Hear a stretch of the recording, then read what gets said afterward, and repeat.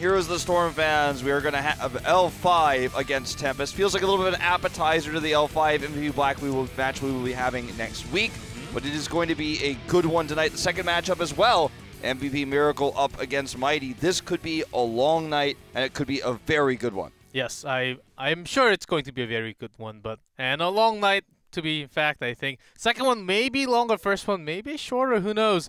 Honkono is, of course, all the players in their team thinks they're going to win. Honkono thinks he's going to win 3-1 today. SDE thinks he's going to win 3-0. Yeah, that's right. You and I were talking to O-Prime, who's, of course, the former Tempest coach and still an analytical commentator on the Korean side of things.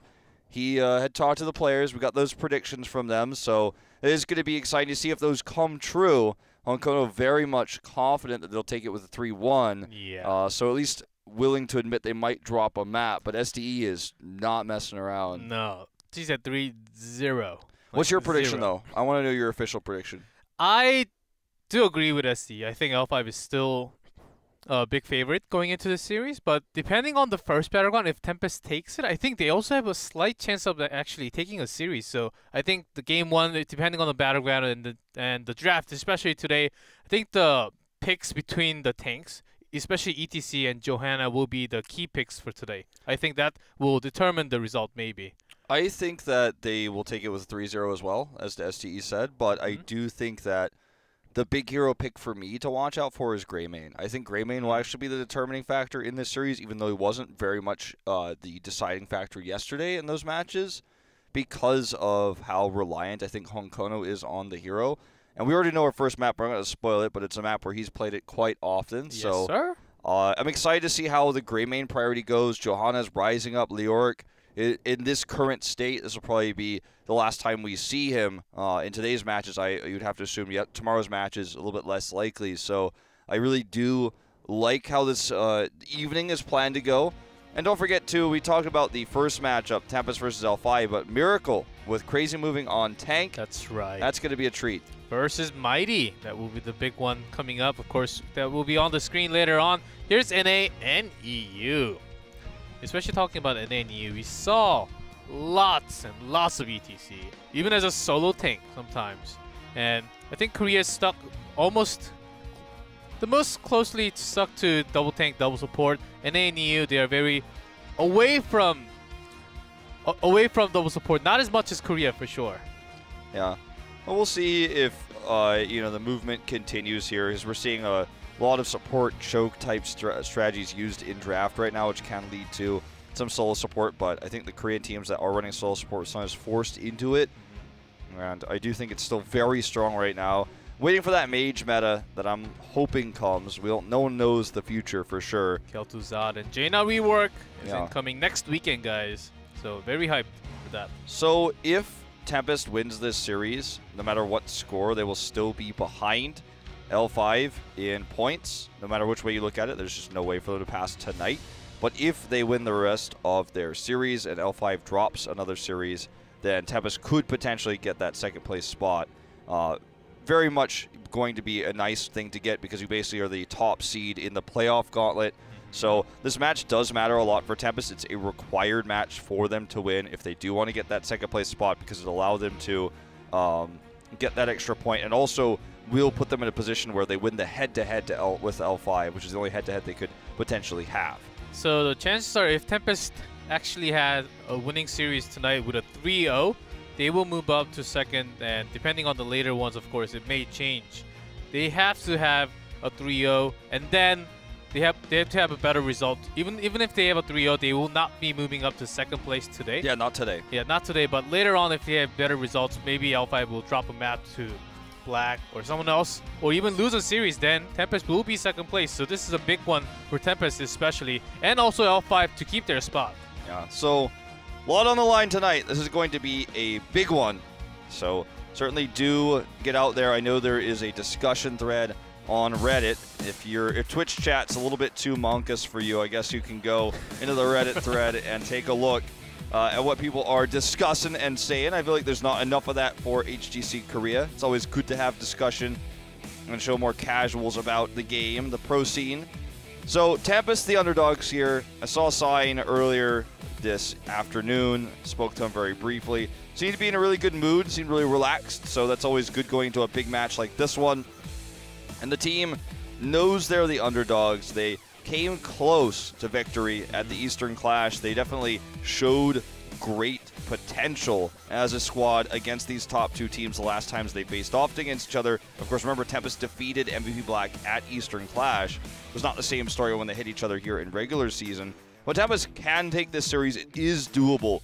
It's much more of a realistic goal than what we saw yesterday, saying Blossom to, could they take the series against Black? Well, is that realistic? Probably not right now. But for Tempest, I think this is a realistic series they could take, and it could be their window where they are able to get that second place.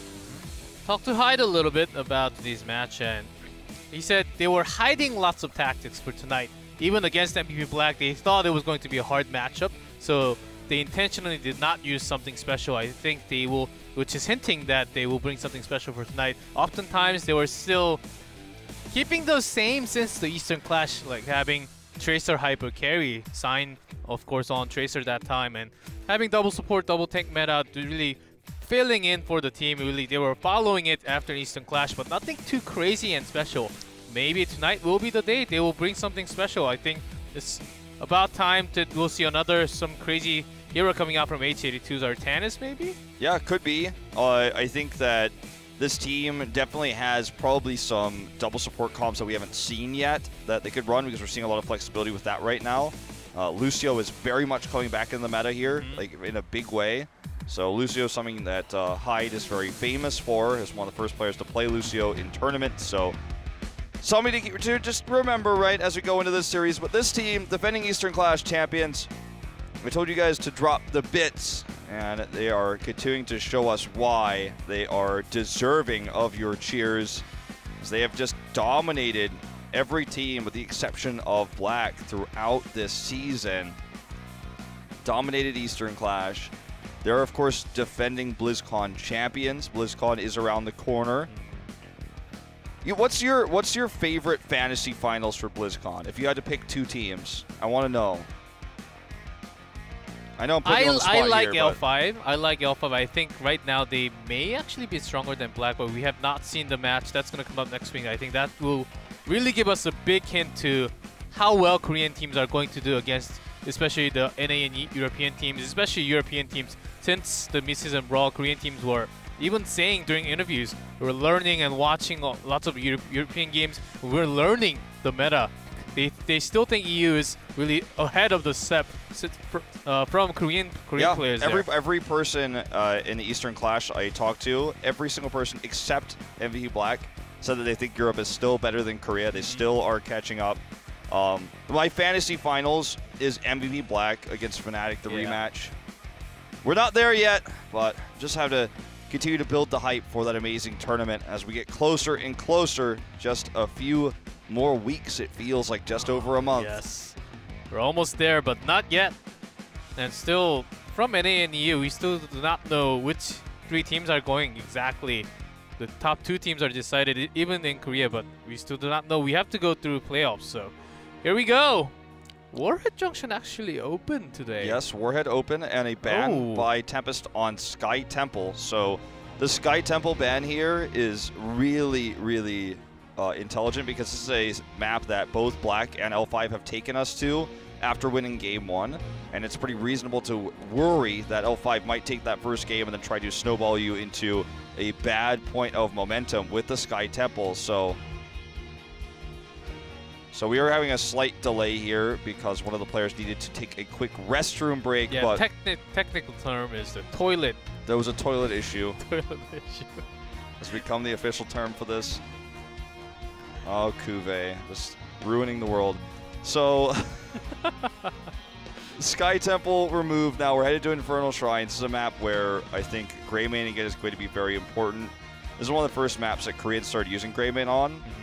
It sounds crazy, but back then, back in 2015 and early 2016, a lot of people said the reason why Greymane was meta in Korea on this map was because he could steal the last hits with his cocktails really well. Like, there were very few heroes that could do that. Nazeebo was one of them as well. People were like, yeah, Europe thinks he's a really strong carry, but we like him on this map because he steals the last hits. That's what players literally that are playing in these matches today told me back then. How far have we come? Here's the Storm, a much more technical game than it was 2 years ago. But Infernal Shrines will be the map where we are going to see, Greymane, I think, really important in this draft. It's a map that Hunkono really likes to play it on. And he will very likely do the Wisdom Duelist build. So I'm looking for that hyper carry Greymane out of Tempest here. Going to this map, we'll see if they decide to do it or if L5 allows them to do it, as we're about to go into this draft for game number 1.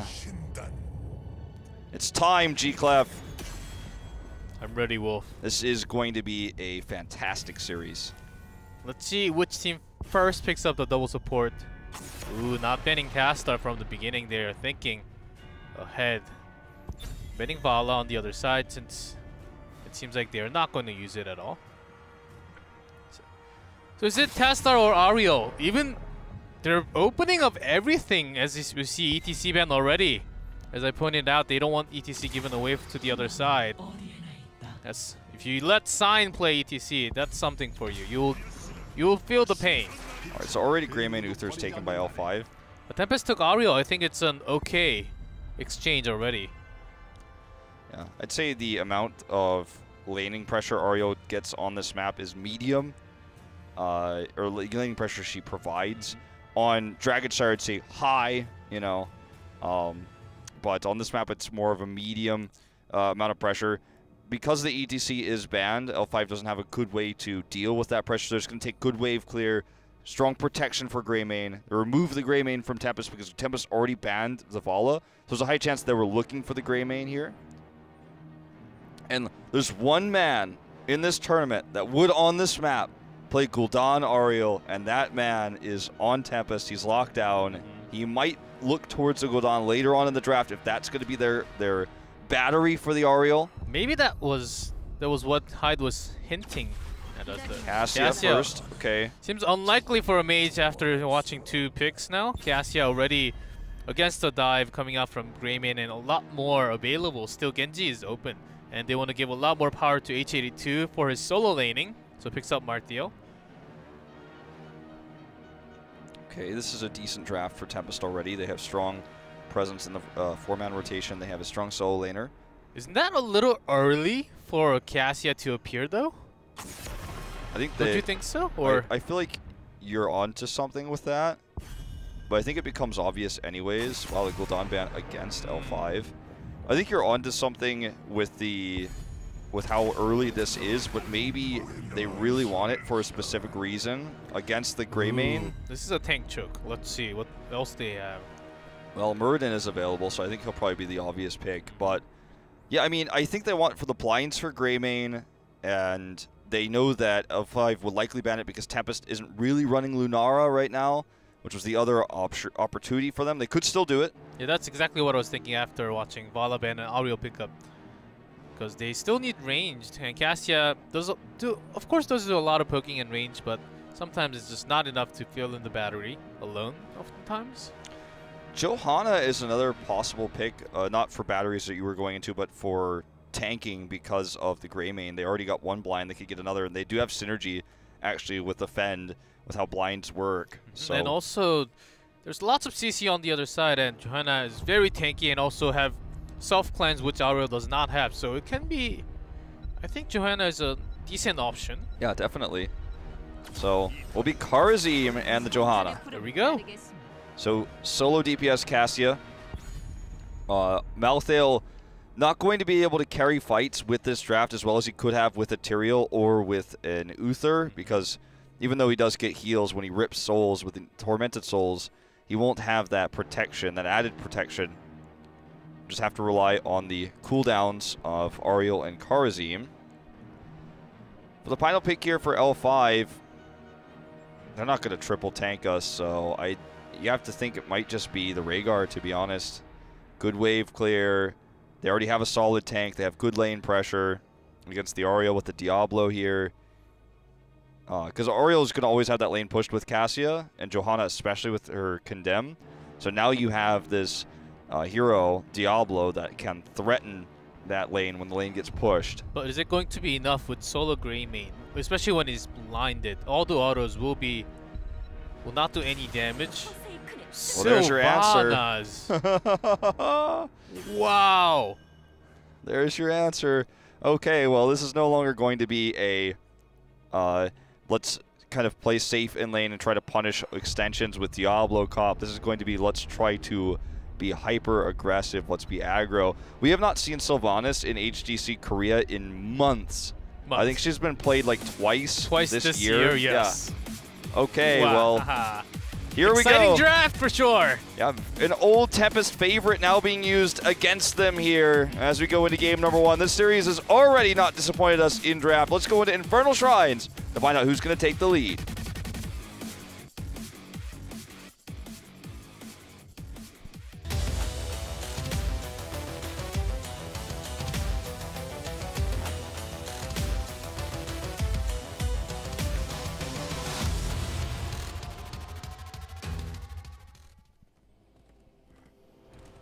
Tempest, hide on Oriel, Hunkono on Karazim, Lockdown on Cassius, Sign on Johanna, and H82 on Malthael.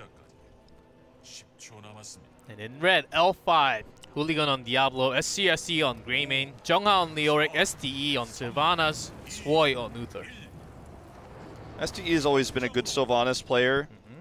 He was the Sylvanas player for Mighty when Sylvanas was really meta back in summer 2016, so definitely has a lot of experience with the hero, even though not so much in 2017. It's been a long time. Not a shocker that he would pick that up here. Because there are Sylvanas on the other side, Tempest is spread apart to all lanes, just in case they have to really miss any. If they miss any lanes, they can get the tower down pretty quickly. So L5 really not going for it, but that's from the beginning of the game. It's kind of funny how that's changed in Korea literally this week. Dealing with the level 1 Sylvanas or level 1 Zarya pressure has been spreading instead of just trying to counter it with another push. It's taken so long for Korean players to actually take that mentality. So let's see if Malthael follows Sylvanas, because that would be one way to deal with her pushing power. And so far what we're seeing from SDE here is playing Sylvanas more like Azul, just going to clear a wave, then heading to the next wave to clear. And then probably we'll just see her head bot in just a moment here with the rest of the team. They're allowed to do this because of Sylvanas' incredibly fast wave clear. And because they have Diablo, he's kind of like the bodyguard. He's a, I dare you try to rotate and punish us. I will kill you if you do so. That's exactly what Diablo's role is. Jungha almost gone. Goes down there. That was close. Just walks away. He will survive. This is just really well thought out in draft by L5. It's a really strong way to play the game. I think they were also considering wave clear because their wave clear is not really too much. Except for Jungha, Leoric's wave clear is pretty decent. But except for if they don't have Sylvanas, it will take a long time. So delaying the minions. Okay, well, the long cooldowns of Uther's heal are pretty prevalent here. That was a stomp. Remember, in longer fights, extended fights, Oriel will crush them because of her ability to heal so quickly with the Cassia, as we just saw there. When it's just the Uther nearby, it's just not going to work. But the idea is that this fight should have never gone that long. Hooligan's supposed to get the initial opening pick so that they have to back off. And now because of that exchange, Tempest will gain control of the Shrine first. Sylvanas is going to split push with Leoric top to force members to go up there. And it looks like they're going to again try to use the CC power of Diablo here. Oh, this isn't looking good though. SDE is going to take a ton of damage. He'll get taken out. And Tempest is dominating this early game. The Sylvanas pick is so far just not working out for L5. It's like he missed his E for some reason. Maybe it was used right before or right after. I think he probably used it for minion wave clear, which is a big no-no as a Sylvanas player when you're up against a Malthael Karazim lane up there. They will punish you. It will kill you. We don't know for sure. It wasn't shown on screen, but that's my guess. So this is going to be a 1 Shrine for Tempest. There's no way that L5 can contest. Very luckily for Tempest, this is also going to be an Arcane Punisher. Let's not forget, this is a style that MVP Black made famous along with E-Star back in summer 2016, where you get so much more out of every single Punisher with this Sylvanas pick. So if Tempest can get 2 back-to-back or even 3, that is the goal, because L5's Punishers will always be twice as good as theirs because of the way Sylvanas' trait works. As you can see, this Arcane Punisher makes it very annoying to defend.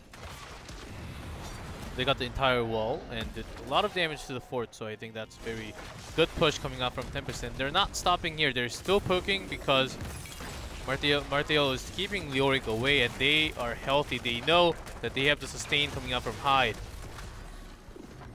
As a double support will just heal you back, even if you go maybe drop down to 10% health. Yeah, it's a sustain war that L5 struggles to win. Once they do get the vulnerability talent at 16, and you know the cold embrace that vulnerability provides, or sorry, the vulnerability that Cold Embrace provides will really help Sylvanas in team fights. You already got cooldown reduction at level 4. So this is going to be a hero that can do a large amount of damage and can set up for Greymane's resets, because he's definitely going to go for the throat. But it's a while before we're going to get there. A while away. I don't think this is a mind control game. I know it might scream that, because it's the same reason why you might use Gul'dan in this case, who was banned, because Horrify is so good against Ariel because of the disruption. So if you could just you know, mind control the Ariel, you could win the fight that way.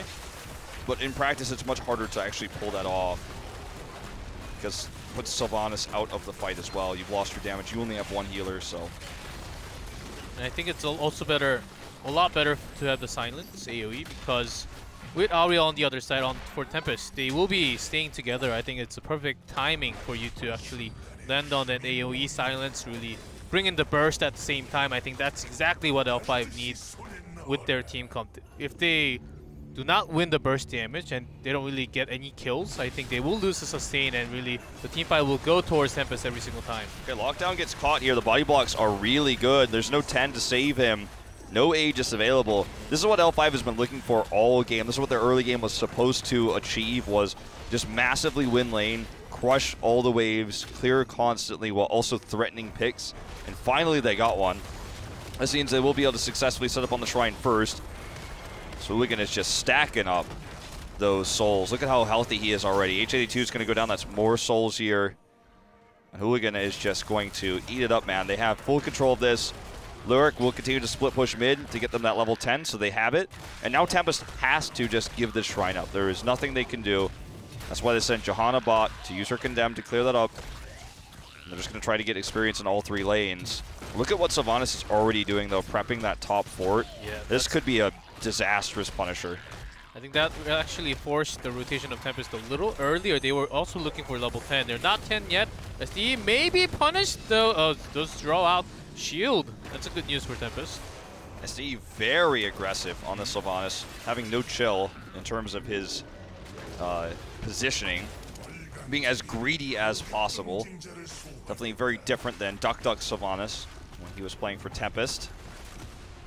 All right, Punisher, look at how much they can get done with this. Let's see how much L5 commits. It's tough for them, actually, with the H82 being missing, to actually go ahead and get in there and use the trait. So far, Sylvanas has gotten literally nothing done, not even a single shot. Wow, they're just going to walk away. I guess with Jungha pushing bot and with the disabling powers that Sylvanas is going to have here in the mid-wall, they're still going to get more from this, but I thought they'd do better. And in fact, with Blessed Shield being well-placed, SD is yet again picked off here. 2 deaths for L5 so far. Okay, things can happen. I guess. I think he's just positioning himself too far forward. Yeah, way too far forward. He will get Windrunner at 13. I know we don't talk about talents really that often, guys. I know it annoys some people, but just for Sylvanas, we got to talk about it because she ever gets played. When she gets Windrunner, she will have 2 usages of her teleport, so she can have a lot more ability, can be more aggressive, but also can get out of a lot more situations. So that's definitely something that will help him survive. Comes a big invade attempt from Tempest. L5 is going to look to deny it. Good 7-sided strike, and actually still going to be the pick onto Ariel here first. Divine Shield, really well used. They want to keep Hooligan alive so he doesn't lose his stacks, and he will not. A very aggressive invade there for Tempest, and it does not work out for them. Not at all. Seems like Sign may survive. Can Greymane come in time? Oh, does catch him, so he can now hearth back home. That'll be 4 kills going to L5. That was an aggressive push coming out from Tempest. I don't think it was the right timing also. And for some reason, Ariel couldn't even use her heroic there and could not really have the perfect choice. When they were using all the resource, all the damage for Diablo, and how did Diablo survive? With a single Divine Shield. And that's exactly the opposite of what Tempest should be doing. Of course, they were choked into their own choke point. So first of all, I don't think Empower's they should have Wailing Arrow too, yeah. Yeah, I don't think they should have went for that. And second, maybe a little more carefully and spread apart a little bit, especially when you have Auriel on the back line. Well, this is going to cause them to lose this bot fort. Sylvanas makes this a lot easier. Jungha is going to go up and finish it off here, keeping the Impalers alive. Shrine is active, and so Tempest is down a talent tier here, trying to set up for the contest. And they need a better fight than last time. And the Cassia just is, I think part of the reason we're seeing Sylvanas too is that Cassia just doesn't offer much for this hero if Sylvanas is left to her own devices in the back of the fights. Cassia does do some damage with the range pokes, along with the auto attacks, plus the blinds come in really handy, especially when they're trying to dive in, because they want to have burst damage. All right, timing would be a big thing. You're absolutely right, and Leoric is coming up here. Look at the top camp, it's pushing. This is a really important moment. Right now, Tempest needs this shrine complete. They are behind, 5 more, we'll finish it off here. Big Condemn, this needs to be their fight. They're gonna try to use Tormented Souls, Divine Shield yet again, so good here onto SDE. Honkano still picks him off though. It's so beautiful coming out, wow.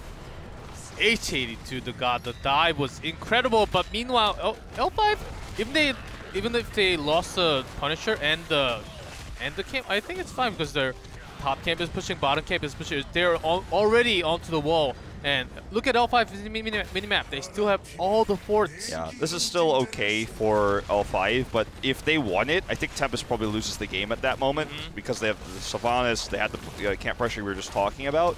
It was such a good engage by H82 though. I mean, without Divine Shield, he was just in the perfect position regardless. It really just did the majority of that damage. Another thing for Tempest is they don't have much that empowers this Punisher. Sure, L5 being dead is a pretty good empower, but now that everyone's respawned, they can't really poke anymore because their comp has no poke. The Cassia Qs are really all they have. So they don't have much sieging power, whereas L5 has incredible sieging power. They have Greymane, they have Sylvanas, and they have protection with Diablo. Speaking of which, Hooligan wants to come in and invade. This will not be successful. Tiny bit late going in. They would clear the camp though, but with Sylvanas, they have the pushing power, so Tempest actually has to follow the rotation. If L5 gets an early start like this with the camp, then Tempest really just does not have any global to actually catch that up, so it's a big problem. We saw when they were fighting for Shrine at the same time, if you're pressured in all other lanes, it gives you another level of pressure. Certainly does. Okay, this is a pretty aggressive move for L5. Remember, they have better siege. They can make little chips away at this mid fort in moments like this because of the sieging power they have. Hooligan still no deaths, so full stacks currently. Upgraded Soulstone at level 1, so he's very tanky. He's got very good regen, and that's going to be very helpful, especially the regen rate that Diablo has, because he wants to avoid getting healed by Uther. There's a long cooldown, it's very mana intensive. So basically right now, Tempest is roaming as 5 for the most part because they know, or sorry, roaming as 4, Leoric is still pushing, but roaming together non-stop because they know there's no camps right now. And they know that their comp is so good if they do this, and they're just basically marauding around the map looking for any picks, any mistakes of Tempest while they just simply wait for the next shrine. Even if Leoric dies in this gank, they're not going to care. He's going to get trait value, as the meme goes. Ooh, they're looking for a pick on Jungha here. Yeah. He may have to also use Entomb for his survival. Maybe he'll just go down. Thing is, I just don't even think this matters. He's going to get that quote-unquote trait value. They got a camp, and they're survived long enough for the next shrine. Sure, Leoric is dead, but he won't be for much longer. And so L5 just basically waited out this lull phase where they didn't really have much they could accomplish. There weren't many objectives on the map. They already had 2 forts, and they just played this safe. Jungha got split push done, and despite dying, Tempest lost experience to kill him. And he's going to be back up in just a second here. Perfect Entomb, and some combo with the Wailing Arrow, along with the APOC. That's exactly what they're looking for. Can they stop H82? He's unstoppable. There's the Entomb! Triple! Nice APOC going in. But can they stop H82? That's the biggest question. Ribs Bing Soul is coming out for 3 of them for L5. Kerosene dies instead, but HGC is doing tons He's of damage. still alive, but does finally go down. Bit of a shock that SDE did not Wailing Arrow immediately there, but still they win the fight. They are going to have to tap. Out-sustained by Ariel, even 4v3. They would not be able to take that. Now that they've regrouped, Hooligan is very low, but they're going to go ahead and dive in. It there.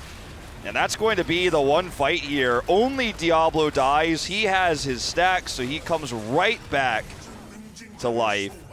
What a crazy team fight. And yeah, that's a wipe. They got the Punisher. But again, it feels like L5 is the big winner here. They can now use this time to split push with... Look at this. It was bad enough when it was Leoric split pushing, but now it's Leoric Sylvanas. It's much worse. A lot worse, in fact. And HGC took at 13 the Unstoppable for 2 seconds. That's the talent value coming in, especially against Diablo, Leoric. So many CCs available on the other side. I think Sylvanas was actually a little scared to have the Wailing Arrow because we didn't know which exact timing H82 will come in. That's true. If he's unstoppable for 2 seconds, then he's basically free to do all the AoE damage. That's a good exactly point. why he can dive in like that every single time, and he can still. It was close. He almost got like triple kills close to it. If Cassia was along with him, I think Tempest could have won the team fight. It was just the positioning mistake of lockdown because there was one bothering him from the other side. That's a really good point, actually. I like that you bring that up. Because that would have, totally ruined the arrow. Really good Blessed Shield coming in here. Unfortunately for L5, they're going to need to back out. They're getting out-sustained again. And once again, it's just the damage coming out from Tormented Souls. We talk about Malthael in this meta right now as mostly just a solo laner who wins the solo lane and dominates with lane pressure up there. But in this game, he has done none of that and has done all of the team fighting. Cassia, sure, she's done some damage, but he's the guy. That was also weird timing for L5 to fight, but they did, and gives a good chance for Tempest to actually get a keep and catch up to 20. Okay. Maybe they will look for more. Let's see. Hooligan does have his Bolt APOC, but I don't think he can use it here. He's 55 seconds away from his regular APOC. Wailing Arrow's Seems like they're going for the core. Oh, this feels risky by Tempest, A little bit, but did hit 20. They have 11 sided strike, the upgraded one. on Kono's having it. There's the Bolt. There's the APOC and Tomb. I think this was a mistake. Will they be able to get the kill onto Jungha They have here? double sustain. I think this secures it. Double kills. And even more onto Greymane. This is core. And they made the right choice. They lost one, but they have the sustain. They are taking game number 1. L5 was just not patient enough in that fight. Did not come in when they needed to. Wailing Arrow is available, but as you say, the double sustain is going to be too much here. Core's going down 20% here. You and I are not Kalera, so this is going to be the end of game number 1. Tempest will take the first game, will get momentum, and SDE, not only did he underperform on the Sylvanas in that game, but his 3-0 prediction is already false. Yes, and we saw better Sylvanas games, and this was not one of the best ones for sure. There's the man right there, man. I'm sure the Korean commentators are saying the exact same thing we just said. Yes. That 3-0 is definitely not happening. Not happening today. And Temp may be a clean sweep for Tempest from what we've seen. H82 picking Martial from the first rotation before the second ban phase. I think that was worth it. His talent choice at 13, perfect against all the CC. I think that literally carried the game today. Hooligan didn't have his stacks really even near completion at the end of that game. It was probably like a third of the way there, I'd say. Maybe like maybe half, but wasn't that tanky. He decided to use the Bolt APOC. I don't know exactly what that's called, but Diablo has a special bolt. When he bolts, an APOC circle appears, and he went in just immediately. Yeah, just one circle right where he bolts to. So he went in immediately to try to turn the fight that way. And he died so quickly, or nearly died. He had to back off. He wasn't there peeling anymore. And the fight just went sour from there. They could have tried to slowly buy time for Sylvanas, then try to 5v5 when the core was at like 40. But look, they wanted to like prevent losing shields. They went in so early to that fight.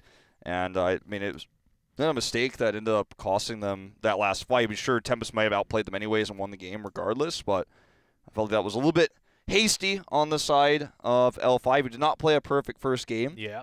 And so they look mortal in this series. I don't know if I'd go as far as to say like it could be a 3-0 sweep, but after we watch game number 2, certainly we could maybe reassess because L5 definitely played a little bit shaky. The Sylvanas pick, even though it was pretty intelligent, didn't work out.